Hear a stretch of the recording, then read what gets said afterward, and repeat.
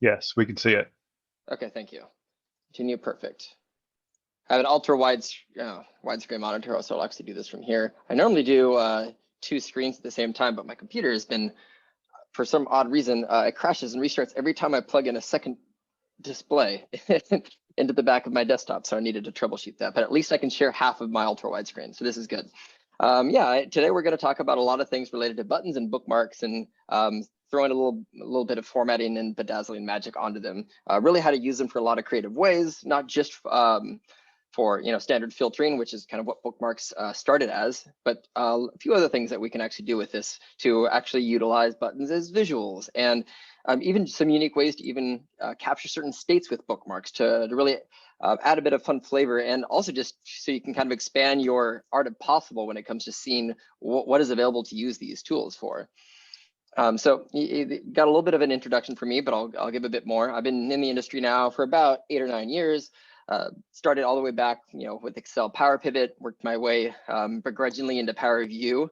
The one thing I'll still say about that is, hey, at least it had small multiples from the beginning. It didn't take 4 or 5 years for it to show up in the product, but moved into Power BI. And honestly, I very much leaned into aesthetics and design. It wasn't kind of a specialty that I thought I would fall in, but the more I worked at organizations, I found that people just kept going to me to ask me for advice on how to make things pretty, and how to, make them readable and tell a story with it. So I just leaned heavily into that because it seemed like it was something I was naturally good at. And I think that's kind of what I market myself as today, both with my YouTube channel, the reports that I build is, they're not only functional and have good data and they're, well-built models, but they also, have a bit of an artistic element to them, and definitely some design elements in there. So I would say that's primarily my specialty, and I've been honored to have an MVP status now with Microsoft for the last 3 years, and hoping to get my 4th, or I will be getting my 4th ship here in a couple more weeks. So I've always been very humbled to continually get that. But enough about me. Let's go a little bit into what we'll be talking about. So. The great thing with a lot of the presentations that I do is I like to build modular talks, because what that means is that with a lot of kind of demos and points in there, it's very easy for me to scale this down or up as much as necessary. So I can make this a 30-minute talk. I could probably make this upwards of like a 2-hour talk if I really wanted to, because it's very modular and I can add or remove pieces as necessary. So we'll probably get through most of what we see onto here, but might not get through quite everything. I also have a supplemental YouTube channel, so things that we don't get through, I will also be able to give you additional resources to go check some stuff out as well. But with that said, I'm pointing out this is primarily going to be a demo-driven presentation. So I'll go ahead and close out of my PowerPoint here. And annoyingly, the very top section of the banner there at the top is actually reserved for a green bar when I'm actually sharing a portion of my screen, but I can still just barely get to the X's and everything else. So let me pull up my first file here and start from this. So the first thing that I'm going to show you is just a kind of a fun and unique way to utilize bookmarks. Again, bookmarks started its journey as, think of it as kind of a VBA macro. Like, back in the day in Excel, you could create a button that could export to PDF, or in this case, maybe make a couple slicer selections, and it would do all those because it would basically save your mouse recordings. While bookmarks aren't nearly as robust as VBA, you also don't have to code with bookmarks. I've yet to meet somebody who enjoyed coding VBA, and most people are like, do you actually know how to code it? Not really. I know just enough to accomplish the tasks that I've needed to do in it. And that's the same goes for me. Bookmarks started out just as simply filters, filter macro. You basically, let's say like Steve or Michelle, they have a combination of slicers to get to their department and division and year filter. So you can create a bookmark, assign that, and then to some kind of a button, something like you see up here, and then basically just have that automatically apply. And that allowed you to take 3 clicks and move it to 1. So it was a click reduction and optimization for creating a more seamless user experience. They've since expanded out to have a lot of other things that they capture. They capture basically every configuration that you can think of on a page they set up. So in this case, something that it actually captures as well as some visibility states is, if you watch at the top, I have some buttons. One is clearly activated, which is quarter. Now, if I was to, and in desktop, you have to hold the control key. If I was to go and select month, the button becomes activated, so to speak, and all of the visuals below here actually switch to the month level. This, like many of the videos and demonstrations that I do, comes from a client scenario. So a client just told me, hey, I want a single button on the page that lets me just flip between hierarchy levels. In the case of the visuals here, instead of having to go, I want to see the quarter. So now I have to go to every visual that I have and move that information up. So it's 4 clicks versus 1. So I figured out how to do that using bookmarks and created a series of buttons to accomplish kind of these levels to have a 1-click action rather than 3 or 4 or 5. There's a couple components that are involved in here. So what I'll do is kind of walk you through each one of those, but show you kind of how I'm capturing the hierarchy levels in here as part of the capture for the bookmarks themselves. I'm double checking. Out of curiosity, when I share a portion of the screen, when I use the zoom it tool, does it actually zoom in or out at all? If somebody can, through the audio, just tell me that, because I've not actually tested this.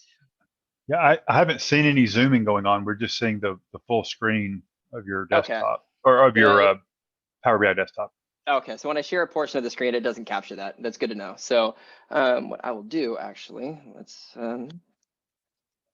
just do a quick thing. I'm going to see if I can adjust the display scaling, and this should make it a little bit bigger for you guys. Here we go. I'm going to snap these all back over and resize this.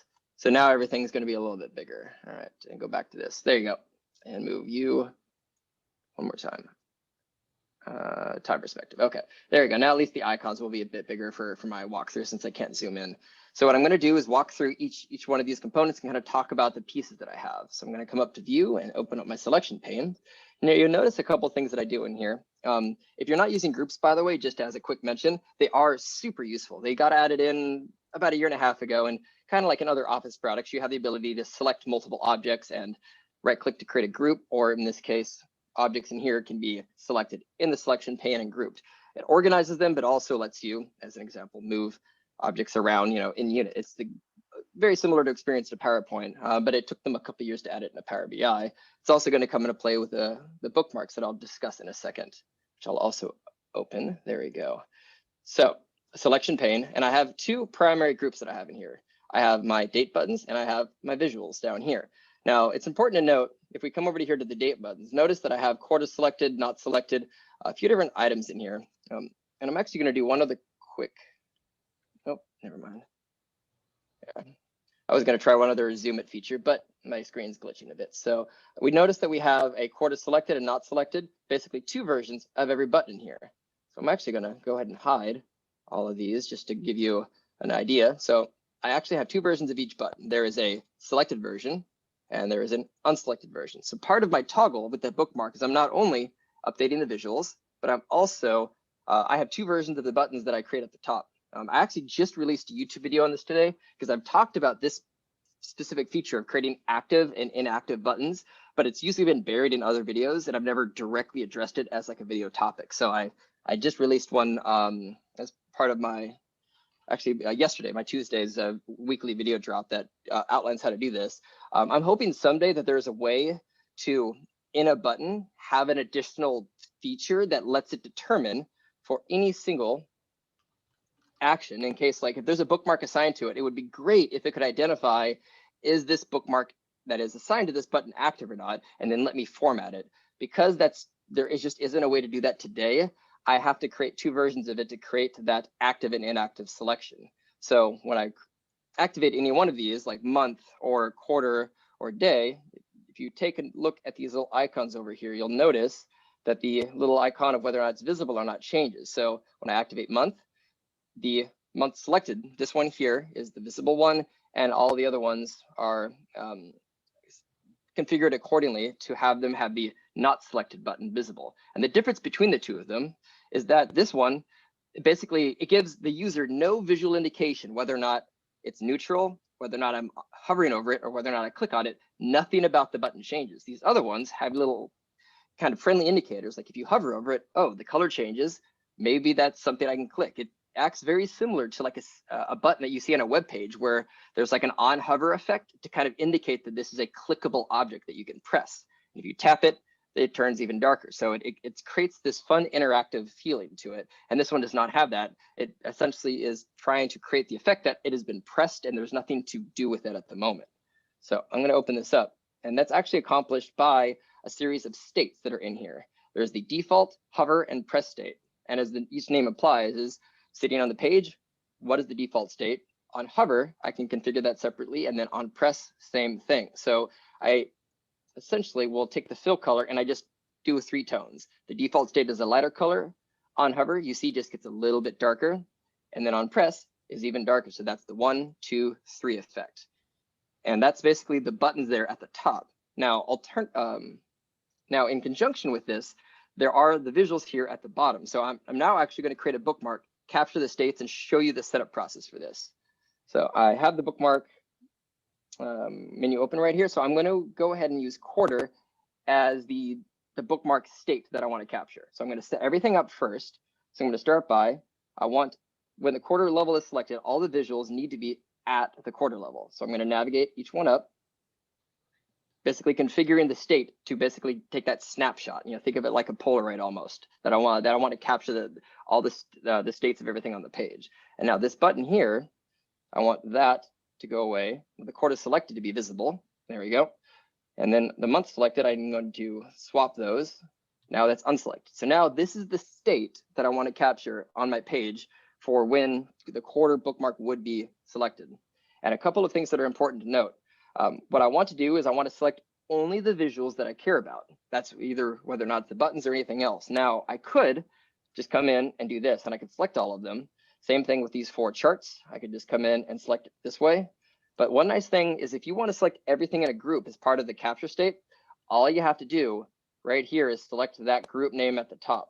And then same thing to select those. So now it's capturing my date buttons and my 4 visuals here. And when I click add to the bookmark, normally what you have is a couple of configurations. Now, when you have all visuals selected, that means that it will update the capture state of everything on your page. If I select selected visuals, it will only basically reset the changes back to the visuals that I had selected in the selection pane at the time I either created or updated that bookmark. So selected visuals now means that that bookmark is only going to basically update or configure the things inside of my date buttons group and just these 4 visuals. So I will say that probably 99% of the time when I make a bookmark, I almost always use selected visuals. There is a very rare occasion when I want every single object on my page to get reset back to something. It's usually just a couple of visuals, maybe a couple of buttons, the visibility of a few things. So it's definitely considered near best practice to select the things that you care about when you're creating that bookmark, because it helps prevent I accidentally reset a filter on a slicer or something else where something gets triggered that you don't want it to. So this is a very good way to apply a safety net to your stuff. I'm actually realizing, so you can actually see me too. My camera isn't on, so I will go ahead and just quickly toggle that. If I can get that here. There we go, start video. Pop in the corner, perfect. All right. So now with that created and you over here, I'm going to make sure selected visuals is selected. And now let's talk about each of these states. So the data state, I would say, honestly, I almost wish there was a 4th state to capture in a way, because right now data translates approximately to filter. Whatever filters, slicers, filter pane, drill through, actual like filtering and drilling down, all of those get captured onto this. But technically just navigating up and down in the hierarchy, I didn't really apply a filter. I didn't really change the data at all. I'm changing what's displayed, yes, but I think it's just a little bit vaguely grouped in that sense. So part of the capture state is just basically the level that you are displaying in a hierarchy in your visual, even though there's no filter being applied, because I'm still seeing the same grand total numbers here as I would be at this lower state or higher state. So, pick or choose, whether or not you like that terminology when it comes to the state there, but that is part of that data capture state. So that needs to be on because I need to reset these visuals back to that state. Display is going to be visibility. It's what things are toggled here. It's also, by the way, as I mentioned, focus mode. That is something that's captured as part of the display. The other one that's important to note that's part of that capture is spotlight. If you had spotlighted something and created a bookmark, it will spotlight it again. Those are all included as part of the display of a visual. So we want that turned on. Current page though, all that does is whatever page the bookmark was created on, if you're not on that page, it will take you back to that page. this bookmark is never going to be servicing the need to navigate back to the page that it came from. So I will turn that off. Even though it doesn't change the behavior of it, what it does tell me as the developer is if I come back here in 6 months, this is 100% confirming it is only related to these two. So it's a little bit of a breadcrumb trail for myself. So you always want to configure this and turn off any states that are not related. One, it prevents the potential of any issue with the bookmark when it gets activated.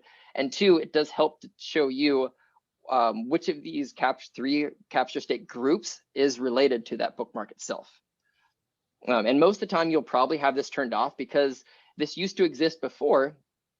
And just as a quick mention, buttons now have a dedicated page navigation action type. That is something that used to not be here, and you had to use the actual bookmark itself to create a page navigation bookmark. That's kind of gone away. So most of the time, you'll never use that page navigation state anymore. And I'll rename this just to call this, I think this was quarter test. There we go. So I'll switch to the month view quickly. And now let's just activate the bookmark by selecting it here. And we can see it's taken us back to that page. So you kind of seen kind of two halves of a coin here. One, how to create buttons in active and inactive states. Because I think it's a great way to provide a soft hint of what's currently activated on the page without having to have a title or anything else that kind of describes what bookmark's been activated. And it creates a bit of a web-like experience. And then separately, we've got to see a unique way to actually capture hierarchy levels as part of the data state, which isn't really a filter, but it's still something that is captured by bookmarks themselves. Before I move on to the next demo, though, are there any questions people have about this demonstration that I just walked through?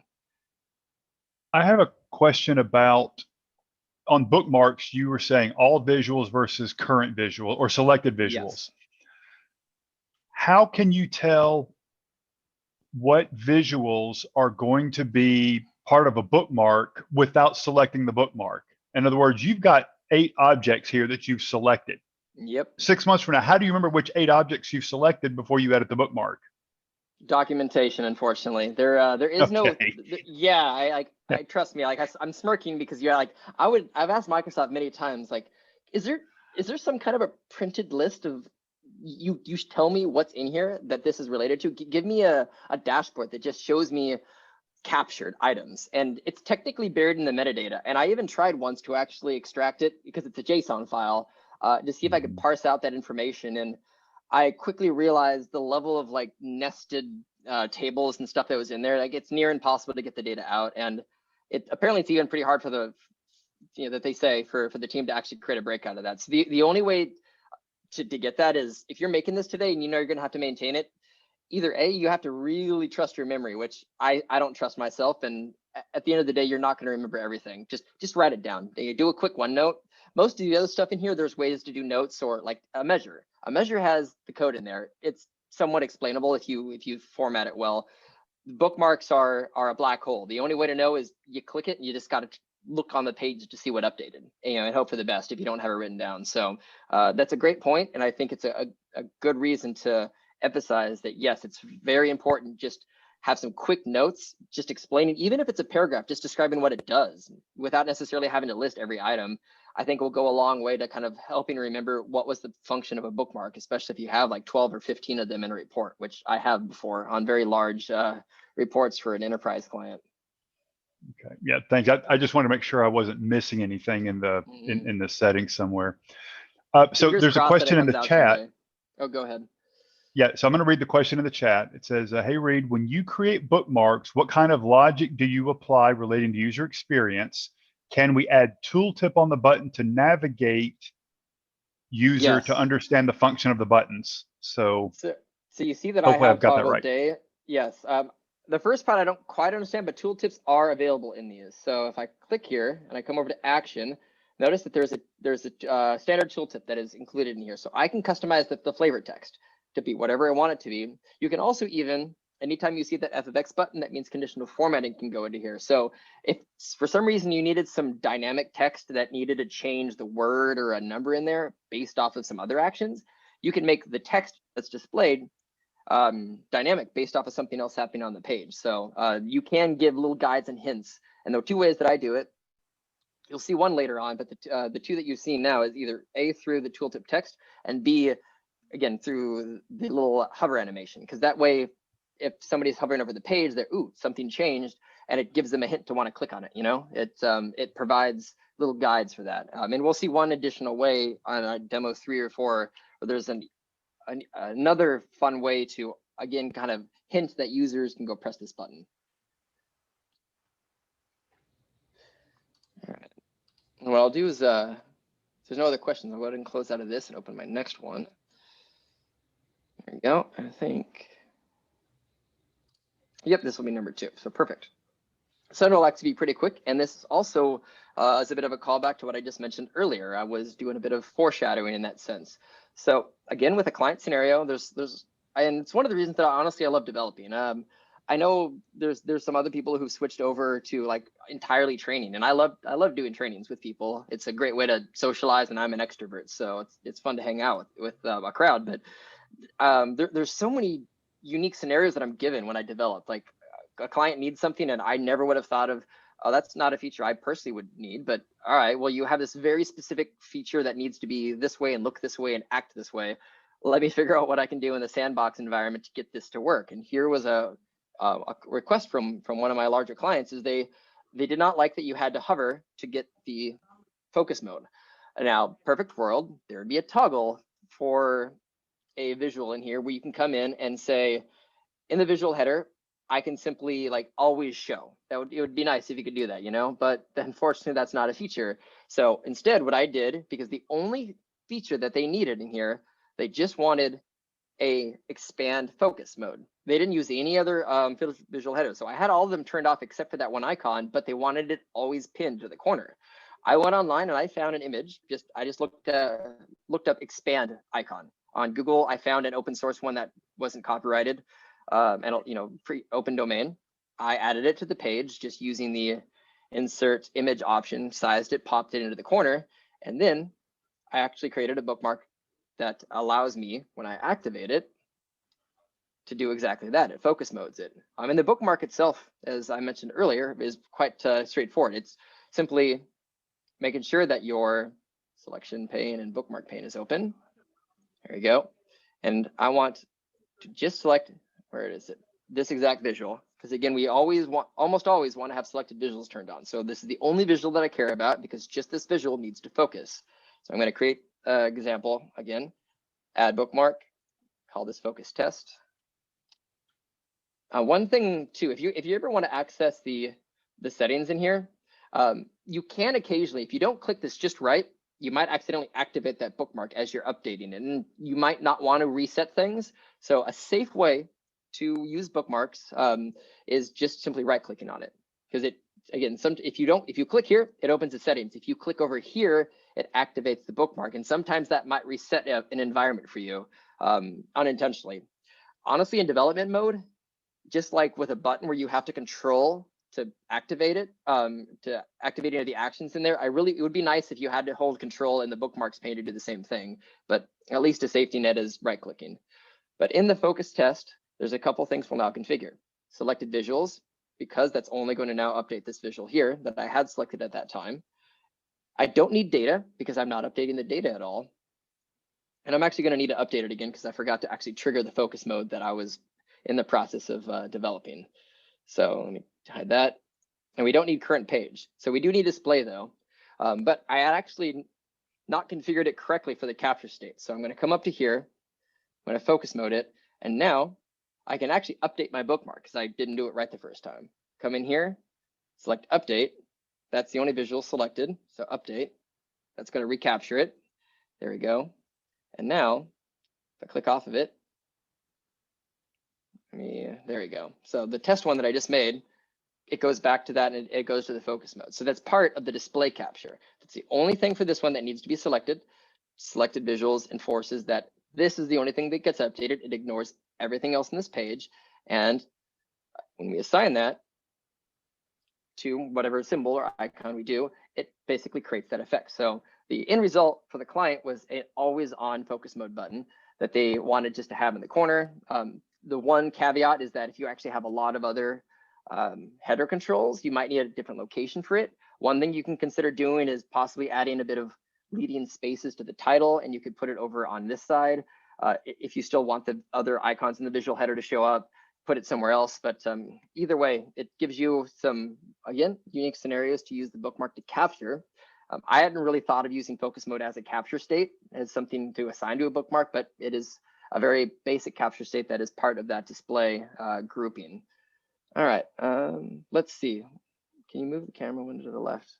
Oh, yeah, looking, that's just for some Zoom it questions. Was there any questions on the creating the focus mode though, or the capture state that I did as part of the display capture that anybody has?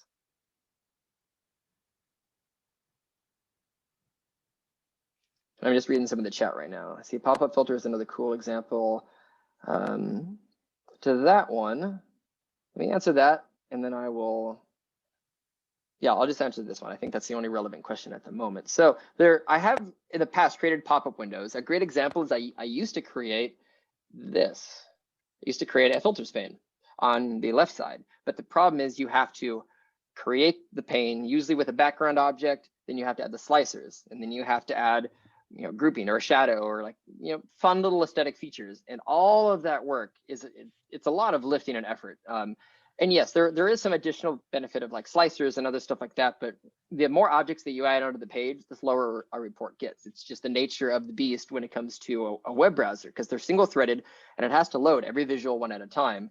So regardless of how fast your model is, lots of extra visuals on the page take a lot of extra time. So when needed, I do create some little pop-up windows for very specific scenarios when the filters pane does not meet those requirements, or they need a drop down or something else. And they work great, but I use them less than I used to. Another one that was very common is the icon for this. Let me just show you here. Visual header tooltip. This little guy. I'm just going to configure it. Notes. This little icon here that's built into any visual now. I used to have little icons with a question mark that would have a pop-up window for that visual that would have notes about the visual, but now it's built into the visual header, so I don't need to do that anymore either. So many of the scenarios that used to require me to make custom pop-up windows have been answered in the last couple of years by features being built in. And while there have been more configurations sometimes in those, it's usually been a conversation with the client of, all right, I can build this over 3 hours. I can build this in about 5 minutes. Like, where's the time value worth? And most of the time, like, oh yeah, like it's 95% of what we want. We're just going to go ahead and use the default one, is we don't need to spend an extra 3 hours of development for a couple of small aesthetic things. That's honestly not worth the price of admission for that. But good question though. Are there any other questions about this one before I move on to the next one? Yeah, exactly. The visual header tooltip is very, very hidden. It's one of the reasons that I also demo it during one of my other talks. Is it's the only little option in here where everything else has if I close this, they have the toggle at the top. Visual header, radio toggle. There should just be visual header tooltip should be turned on at all times, meaning this menu should never go away. There just should be an on and off switch here. I've actually asked Microsoft a couple of times, can you please not bury this at the bottom of the menu? Nobody's going to go through every menu and look for it, and then it disappears if it's turned off. So great feature, but yeah, I'd say it's not the best location in the sense of that it's very hidden out there. Okay. Turn the one off, and yes. So now we're going to start getting into some fun formatting and aesthetics when it comes to buttons. So this is another one that I really like. What we have here is an example. Let me take a drink. All right, of a radio toggle. So a client, again, had a scenario where they wanted like a little radio toggle on the page. They didn't want just 2 buttons with active states. They wanted they wanted a slider that slid back and forth. What it's activating is less important. I just have 2 different visuals. A common thing that buttons are used for is to kind of toggle between visual A and B in the same spot. But in this case, binary toggle left and right that toggles between an area and a column chart. So the button here is in fact, if I copy and paste that, there we go. This is a standard button in Power BI. I didn't make anything in PowerPoint or Photoshop. I did everything that you see on this just with formatting of the actual button. I was very happy I was able to get this because my first thought is, all right, well, I'm probably going to need a couple of custom images. And the reason I'm saying that is because you can, for the fill, you can actually import images. So each state can have a separate image imported. So you technically can design any button that you want. And then for each state, the image can look differently. So you can create all sorts of really cool buttons, 3D graphic, whatever you want, and all have those reflected via an image. But that also adds file size. You know, you have to import the 3 different images in there, and depending on how it's rendering, it may not render completely pixel perfect because it is having to scale and load the image. So sometimes it can be a little fuzzy, and small annoyances that come with there. So this was created entirely just with Power BI. So I'm going to go ahead and come up to here, and I'm going to talk about each of the states. So my default on hover and on press, notice that I have a little symbol in here. If I get rid of that, it goes away. So this was something that I added in. Fun hidden trick in Windows 10. Windows key and semicolon pops up to an emoji keyboard. I found that out a couple of years ago, and it was one of those just, I did not know that existed. Like, this is convenient. I used to go to Google and I would look for emojis and I could copy paste them. I didn't realize there was a hotkey shortcut for them. And now the best part is when you pop it up, in any product, if you start typing in a word, so like circle, I get everything related to circle right here. And you're like, hey, I really like that white circle. It has a nice black outline. It actually is formatted in a way that I like as a slider button. So that is what I used in here. I added that in to be my little button to toggle back and forth. A couple things to mention as a caveat to this, though. This is an emoji. It's not standard ASCII text, which renders the same everywhere. Emojis have different libraries depending on the device they have. Windows has its own set of emojis. They all share a common library of emoji types. So all emoji libraries have a white circle. All of them have a slightly smiling face. All of them have a wink face. So they will still render, but it might look a little bit different depending on the device. If this renders on like Linux or a Android phone or an iPhone, maybe it's a white circle, but with a little bit of a shadow on it or something. Like, it might have small aesthetic differences.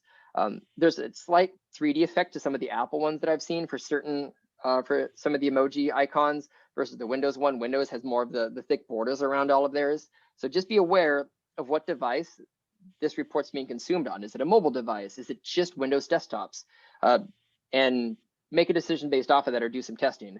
It's not going to break, but it just might look a little bit different. And depending on how strict they are on marketing or other formatting practices for the organization, that might be something to at least have a conversation on. But small caveat just to mention there.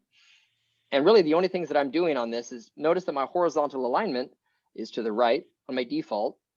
On hover, I set it to the middle, which is why in the middle it pops up here. So it's starting to look like it moves over. The hover is in the middle, and then when I click it, it moves to the left. So it's creating a motion of back and forth, flipping the little radio toggle switch between each of those. And the same thing that I've done just with the fill and the outline. The fill, my default's blue. I just go for a neutral gray in between the two. I feel like it's just the removal of the color until it moves to the other side, and then it turns to purple.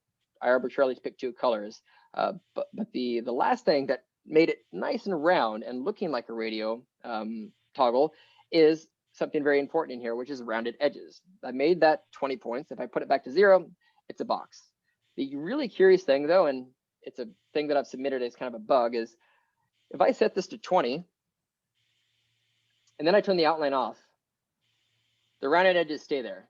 So the outline, which includes the weight, the transparency, the edges, the color, all of that should go away if I turn this off. The only way for me to make it a square or adjust it is I have to put it to 0, and then I have to come and turn it off again. So I think there's a small little bug in that, but just be aware that the edges stay on. Even though you can't edit them when it's off, it will remain at that edge. But 20 points gives me an approximate perfect shape around, and I was able to turn what otherwise is a square button with some text and do something that's a bit more dynamic.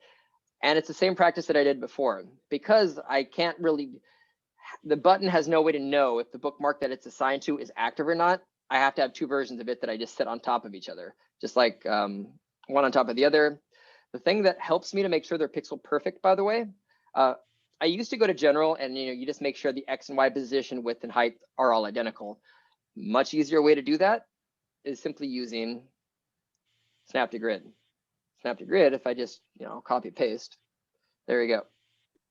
You just have it on the same snap, same thing if it's different size. If I want to resize it, I want to resize the other one. Very easy to get them immediately pixel perfect on top of each other because they're all going by a snap, which is 8 pixels. If you resize, move, it moves it or resizes it by 8 pixels at a time, which allows them to very quickly just completely align on top of each other as you're making adjustments without having to annoyingly open up the general section and then literally having to go pixel by pixel to get the exact correct sizes. So that's my quick workaround to just very quickly aligning everything with as little headache as possible. But I think it's a good example of just showing you how customizable buttons are and some of the really unique ways to use the states, plus all those configurations with alignment and even using emojis to create a very unique looking button on the page. And I'll pause here to see if there's any questions. I did see a couple of things pop up.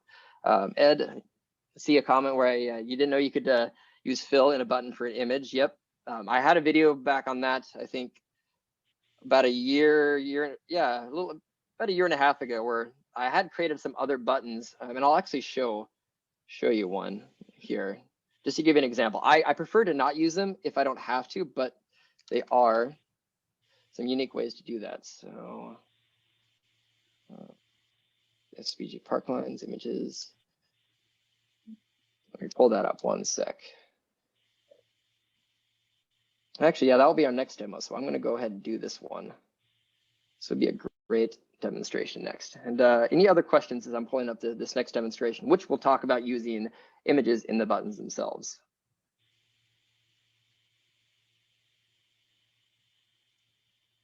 All right, spinning you up.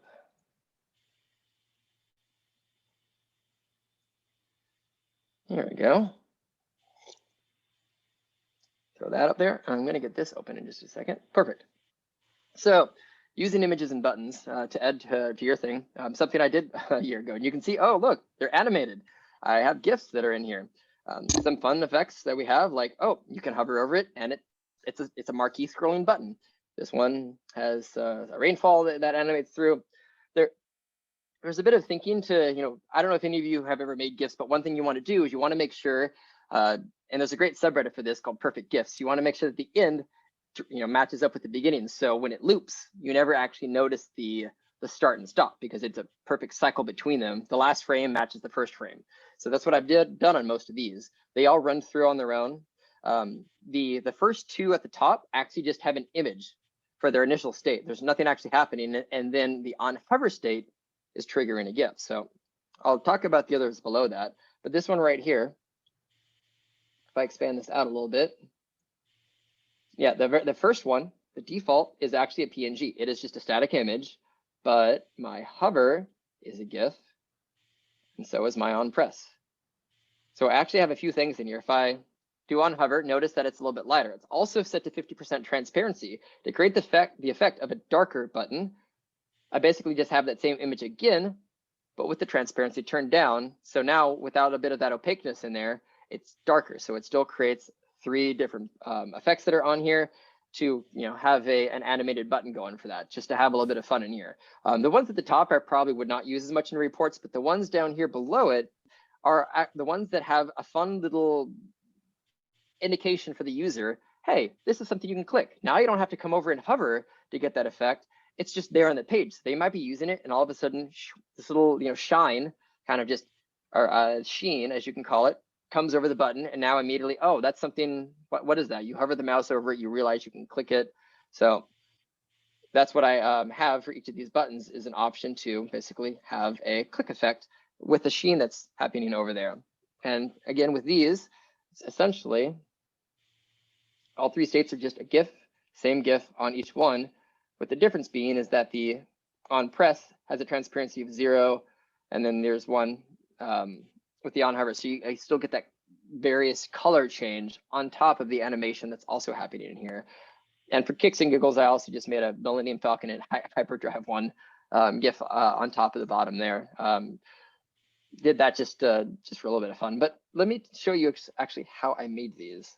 Where I could have done this in Photoshop, but I chose to do this in PowerPoint because I wanted to create a file as part of my YouTube video that explained how to do this, and also everybody has PowerPoint installed, so you can technically do it yourself. It wasn't actually that hard to do this. I'll zoom out and pick a couple of examples. Here we go. So here's the color one, just to give you an example of this. Yeah, there you go. So it's just it's a track animation, and then it waits, and there you go, it comes back. So I have it with a timed interval, basically 4 seconds crossing over, and I'll do it again. Yeah, so basically it does that. It has a 4-second delay, and it comes back. And I'll walk through each of these cards. That's where, because I do that to create a well done loop. So turn my animation pane on.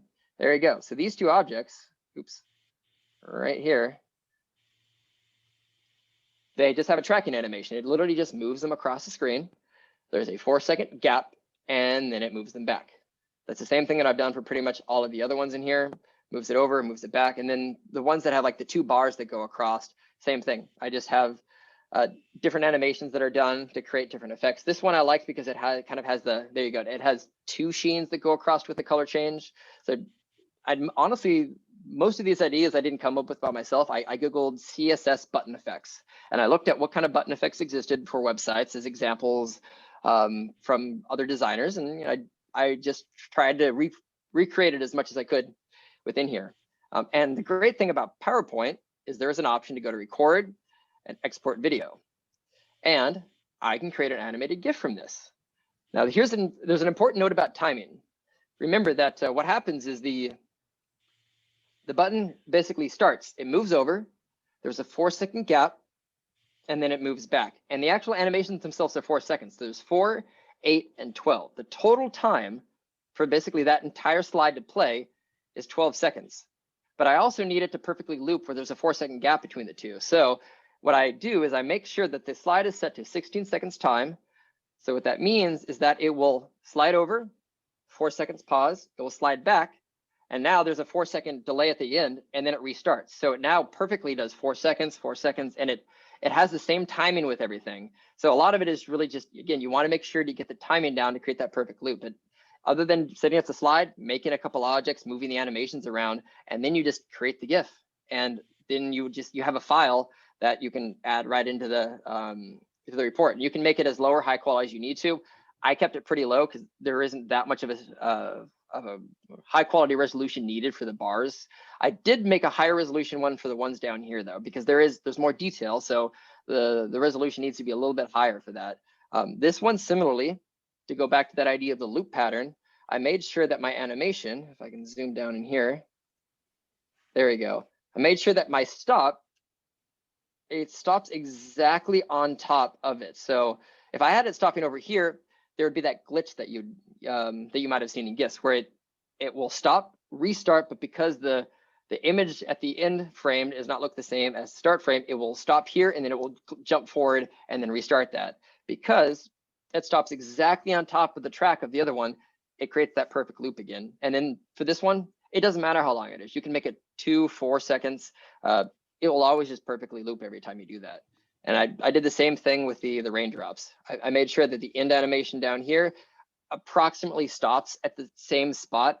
There's a little bit of a incongruency with some of them, like the wallpaper that I got for this wasn't completely perfect, but it's to the point that it's essentially unnoticeable when you loop it onto the page itself. So that's really like all you have to do is when you are creating an animation, and if you've not done them before, the paths are any of these.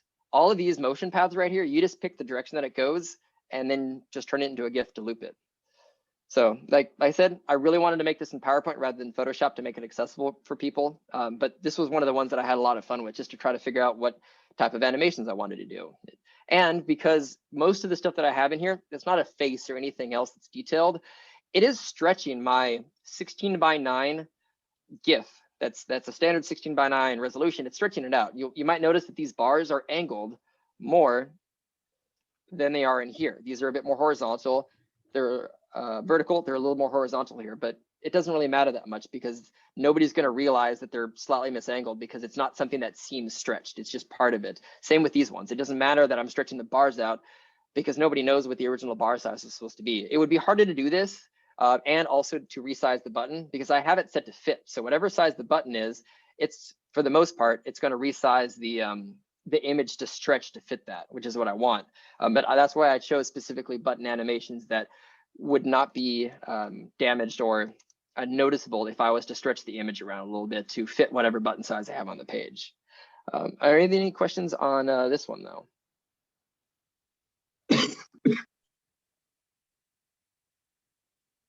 I'm going to do is while I'm waiting, I'm spinning up my next couple of files. So but yeah, this was one of the ones that I had the most fun with. Anytime I can get creative with playing with design and aesthetics and making some fun stuff, it's, you know, it allows me to geek out a bit with the product. And I've had people comment before, like, yeah, it does add a little bit of file size, and GIFs certainly have a bit more. So each of these GIFs are probably 1 to 3 megabytes. But if you have a 300 megabyte model and you add 8 megabytes to it, it's not going to hinder the performance. It'll take 10 extra seconds to upload, maybe. And other than that, it's not going to reduce the impact of the performance on the page.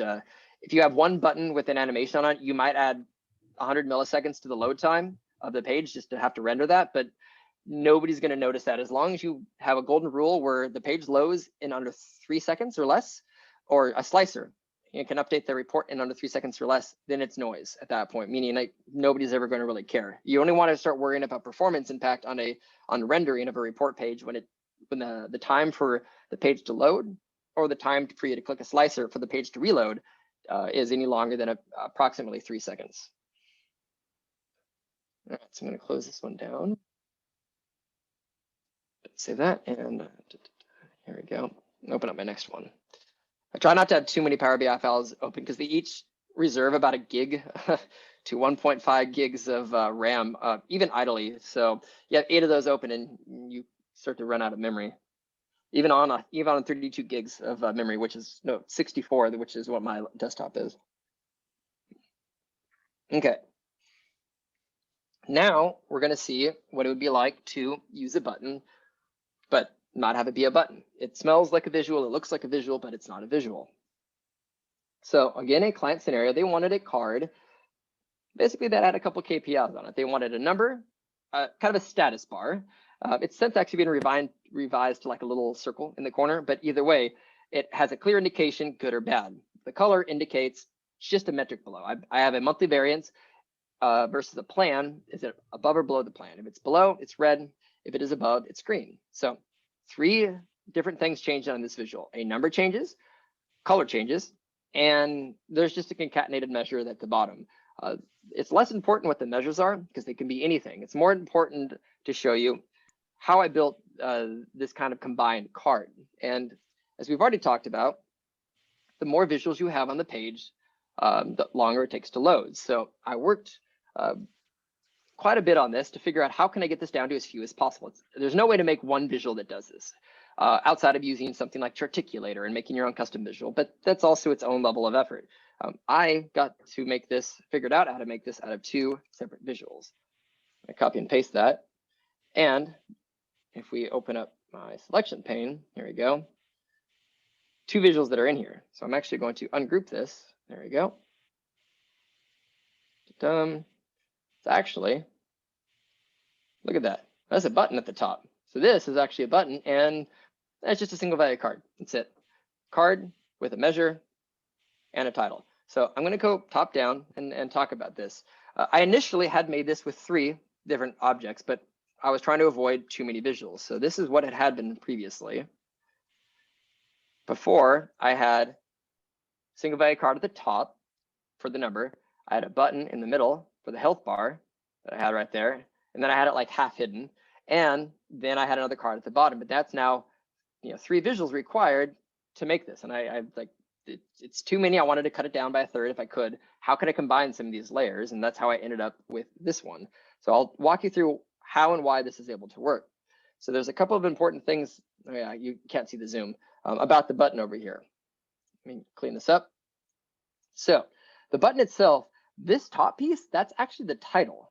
If I turn the title off, the only thing that's actually the only thing that's left is the button. So all that green, that is the actual, normally that's the part of the button that you click. That is the part that would normally have, text in there or something like that. But what I did is with the title on, I basically shrunk the button down to a really thin little line, turning it into like basically a KPI bar. And I have a measure harvested or created that is put into here, because anytime you see this f of x symbol, you can supply a measure into there that's returning a hex code. So there is just some basic logic that I have being applied into this. I'll show you here.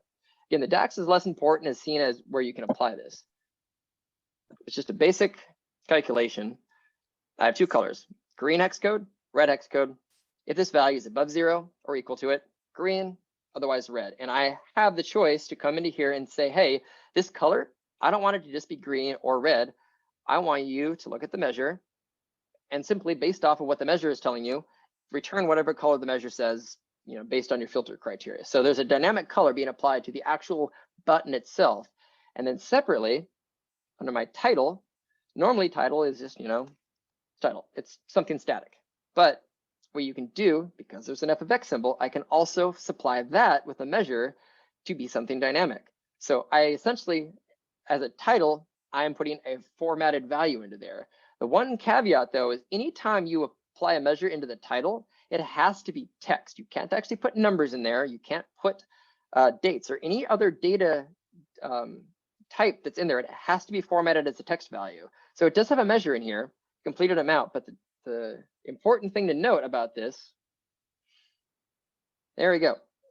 This would not work. If I just try to put the actual value in there, it just would not let me select it. It would be impossible to add as a measure in there. But if you wrap it in format and provide some formatting, it converts it to a text value and it formats it. So it displays it like a number, but it is in fact text. And that, because of that format, I can now basically say, hey, display this, text. So it's a number disguised as text that is allowing me to put it into the title.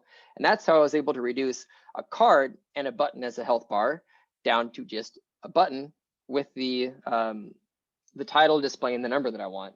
And then the bottom one here, just a standard card static title. I just have completed in there for whatever requirements they had. And there's just a measure with a concatenated string. I'm not going to go into the measure here. It's just a bit of formatting where I'm concatenating a percentage that's been formatted, a couple of symbols and stuff. I'll show it just briefly. But again, the goal is I can basically put whatever flavor text that I want at the bottom based on any design that I have. But the two of them combine, when you stack them and group them together, again, you can just right click and group. Now I've created a card, so to speak, that has 3 different elements across 2 visuals, creating a new visual out of all this. But I'm not doing a single thing with an action. There's no action for this button. It is not acting like a button at all. There's nothing assigned to it. It's purely being used just as a visual. So I actually, in many different ways, I've used buttons for a ton of stuff, but because there's so many different elements, there's icons, text, outlines, fills, backgrounds, multiple states, they're highly configurable and there's many uses for them besides just simply having it activate a bookmark for you. So are there any questions on this one?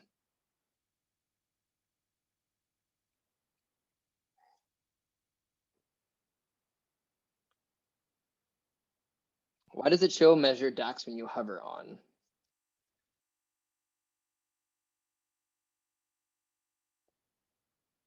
Oh, I think you're referring to, I think, where was it? This. Yes. So that's a great question. I add that to the description sometimes.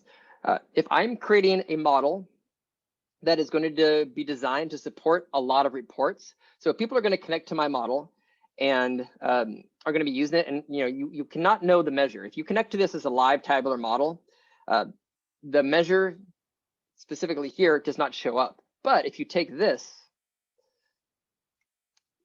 copy that, go over to your model view,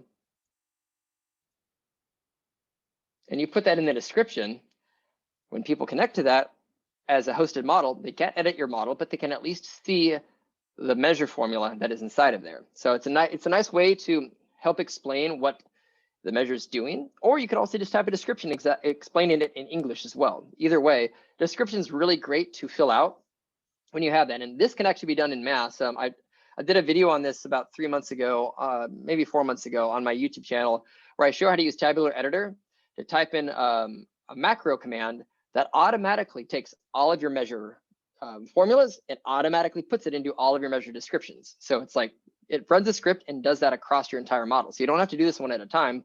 You can do this when you finish building your model and you have 200 measures, boom, you can automatically move all of the actual measures themselves directly into the description really quickly. That's one of the videos that I did sometime in like February or March. That's on my YouTube channel. But if you just, I'll have a link for it at the end for my channel. And if you just look for a tabular editor, that will be one of the videos that will show up. All right. Any other questions on this? I'm gonna spin up my next one. Close that down.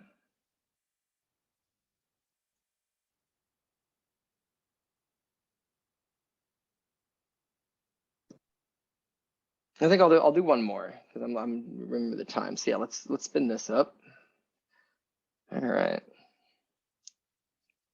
And I won't cover everything on this one because I do want to be mindful of time. But what I will do is just kind of talk about the feature function as a whole. So one thing that they added last year as part of drill through functionality is the ability to be able to navigate up and down and between drill through pages without having to use the drill through context menu.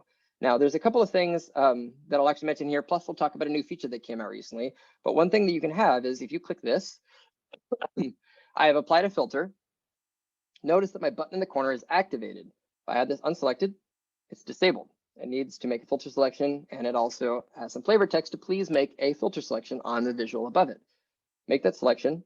I can drill through to industry details. I click that, it takes me to that page with these filters, just like normally what I could do using the standard drill through function. Alternatively, I could also select marketing details and I can have it take me to another page. So I can choose what page I go to, and I can also go to the page through a button rather than what would be like standard like drill through using the context menu. And I'll show you one other additional way you can actually turn on drill through that just came out 2 months ago. So clicking on here takes me to that page. And just to show you, like the drill through features were published over here. The goal of this is not to show you how to set up a drill through page, it's to show you how to set up the navigation experience. So a couple things went into this to create this kind of dynamic piece to it. Let me first talk about the button a little bit. So there's an important thing to note is there is a fourth state that is in here called disabled. And that is if you have an action to the bookmark assigned to it, which is drill through. The disabled one is if there's no filter selected, meaning it does not have a way to drill through yet. There's no filter context captured on the page for that. This is the text that will show up. And same thing you can do with the fill. You can make it light gray and kind of make it appear like a disabled button. So that's why there's a fourth state in there now, because that disabled pertains specifically to drill through function type. Now, alternatively, the action can be a static page. Either of these two pages can be drilled through too. So I could just simply say this button always drills through to marketing details. That's it. I select this, it goes to marketing details. It never goes to any other page. But as you've seen, when those f of x symbols are there, I can actually have a measure that harvests a page name from this slicer. So instead of just going to one page that I've set up, it can go to whatever page that my user selects via a slicer dropdown that's in here. So that measure, by the way, is a very basic one. It's just simply capturing whatever my selection is that is in that slicer right there. Here is the, I can figure out which one it is, this one. There we go. I have a disconnected table with a couple of page names on it. So if we look into my model, and I go to page navigation, there you go. Very basic disconnected table with 2 rows, marketing details and industry details. I'm not gonna go through the creation of that, but it's fairly straightforward to, from, where is it? Here we go. There's an enter data button that literally lets you manually type in or paste a table in. I created that table. I typed in the names of the 2 pages down here. And it's important to note, it has to be the exact name. If I had marketing underscore details in this tab name that's down here, and that was not the exact same name in my list, it's not going to be able to navigate to that page because it can't find it. They have to be identical for the names that is in your disconnected table as the names that are on the page below. But as long as they're aligned and you have that, you add that column from that page to the slicer, have a slicer that simply grabs whatever currently selected value is in there, and then that is now going to dynamically let you choose for that button which page you want to go to. But otherwise, it's something like there's a few other little features in there, but I really like the ability to provide an additional option for that navigation experience. And the very last one that I'll show you here, something that just came out. It's located in the preview settings, and there's two places you have to turn it on because your tooltips can now actually activate this for you. Preview features, there's something called modern visual tooltips. And secondly, on any historical report that you have to come to report settings and turn it on per report.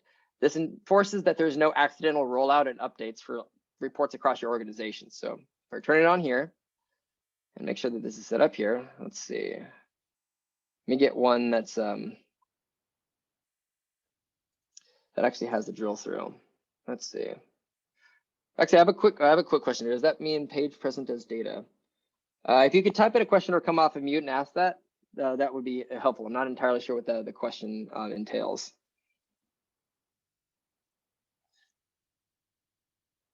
I'll let you type that up. And I'm actually realizing that it's similar to, but not exactly the same as drill through, but it's still a useful feature nonetheless. So let me quickly set up something here, and I want to show you this new experience. I need to have a couple of other levels of detail in this so you can actually, here we go.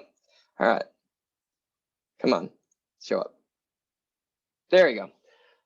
So it's not drill through, I was misremembering, it's drilled down. But normally, if you want to drill up and down in a visual, just speaking of drill actions in Power BI, you use the tools at the top. But now the new modern visual tooltip has a feature built in right there. Now I can just hover, I wait a second, and now I have drill up and drill down included. That is something that's just part of the modern visual. So it's something I just wanted to throw that in there at the end, just to kind of mention it. I'm actually working on a video right now that I'm releasing next Tuesday that will cover this very well. But I like that the tooltips are a bit more dynamic now and giving you the freedom to have this. So it's kind of nice that you can choose to A, have it up here in the visual header, or B, have it down here in the main body. But they're with anything related to drill, whether or not it's drill through the pages, drill up and down in a visual, Microsoft's providing more and more ways to navigate this experience depending on your user's preference. With that being said, though, I do know we're coming up on time, so I'm going to switch back to my slide. I'm going to provide some links for everyone here. Give me one quick sec, actually. I'm just going to update one of the codes here. Let's see, this will be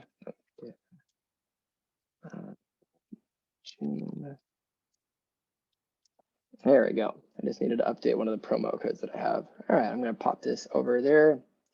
Go to reader mode. I'll give you a couple of links here. So the QR code for people tuning in, like that'll take you to my website. I also have a couple of other links in here that I'll paste into the Zoom chat in just a second. That has access to my PDF. Also links to my consulting services. I do also have a video course that I released a couple months ago that's on Power BI and a lot of designing impactful reports and aesthetics, many of the stuff that you've seen and a lot more. I also just provide for people who take time out of their evening to attend. You get a discount code for anything on my site that just gets you 30% off that I keep on for a month. I'll also encourage you, like it's helpful for me, for people to subscribe to my YouTube channel. It helps just with the exposure and view count, certainly. So if you like this content and you want to see more, please feel free to subscribe to that. And I release a video every Tuesday, and I do live streams with a lot of really cool people, both from Microsoft and other people in the community. Every Friday at 9 a.m. Most days if I'm not traveling. It's been something I really enjoyed doing this year. And I also encourage you to certainly just reach out if you have any questions. And I'm going to also copy these out. Here we go. Feel free to ping me on LinkedIn if you have any questions about Power BI in general. I'd be happy to answer those. And the last thing that I'll mention now that I've dropped those links, I'm going to throw this up here. This is a QR code to a blog sign up. If you've already signed up, it just enters your name into the raffle. If you haven't signed up, it will sign you up for free and cancel it anytime. And what it does in exchange is that it puts your name into a hat for a raffle, and I draw one person out of that, and they get an hour of consulting with me. So you can pick my brain on modeling, bookmarks, basically, just throw 20 questions at me related to Power BI for an hour, or I can help you with a report or writing a DAX measure, whatever it might be. But it's just kind of, again, as a thank you, but also just helps me a bit and encourages people to sign up for the blog. So you're welcome to do that if you want as well. But otherwise, you can take yourself off mute now, ask any questions and anything else as we wrap up for the night. This is great content, Reid. Thank you very much. Anybody has any last questions for Reid? This is your chance.